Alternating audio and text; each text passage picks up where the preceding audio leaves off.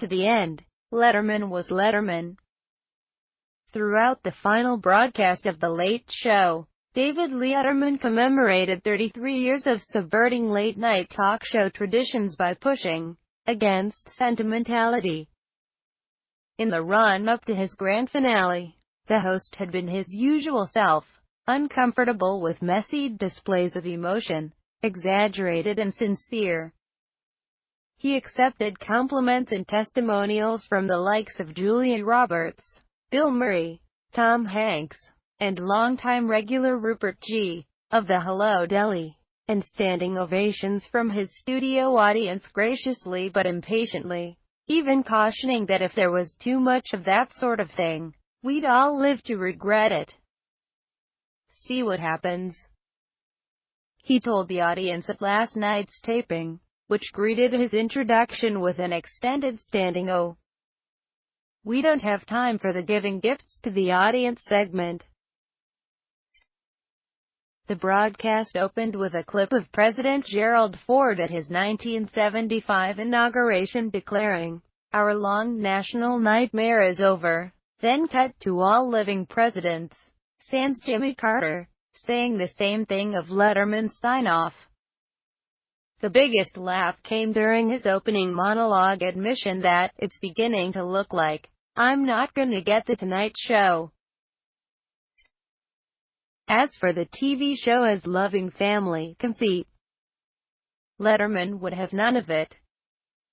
He told the audience that physicist Stephen Hawking had crunched the numbers and determined that his 6,028 shows since debuting on NBC in 1982 contained 8 minutes of laughter, showed an alleged clip of himself saying goodbye to his staff via sparkly hologram, like a Star Wars villain, and aborted what promised to be a self-aggrandizing story about a sweet conversation with a sound guy named Dutch by admitting, "That may not be his name. I've been calling him that for the last 20 years.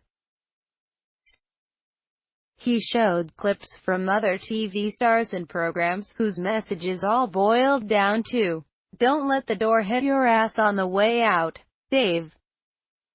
Wheel of Fortune spelled out "good riddance" to David Letterman, and a personalized goodbye clip from The Simpsons saw Homer laughing uproariously at the sight of Dave tossing a note card and breaking the non-existent window behind his desk, a joke that continued to be funny only because Letterman kept doing for it years after it ceased to be funny, if that makes sense.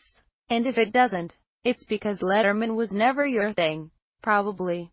Letterman introduced an all-celebrities top 10 list of things I've always wanted to say to Dave by thanking all his guests for their time, their talents, and their generosity.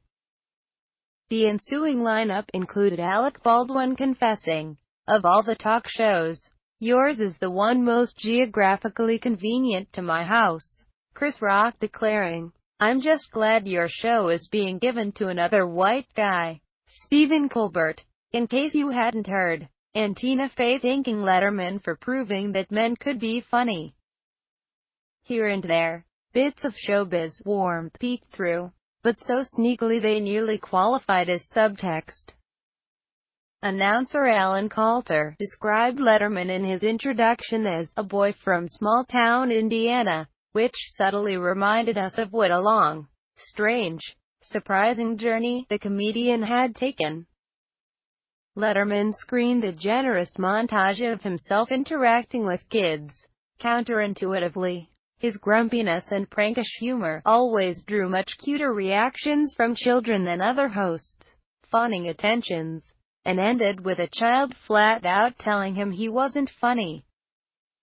Bandleader Paul Schaefer summed the whole thing up in a comment during the show's at least three-quarters mocking day in the life of Letterman video, saying that throughout the final run of the show, people approached the host backstage and said, "Dave, I know you hate this," and then they go on to do the thing that he hates.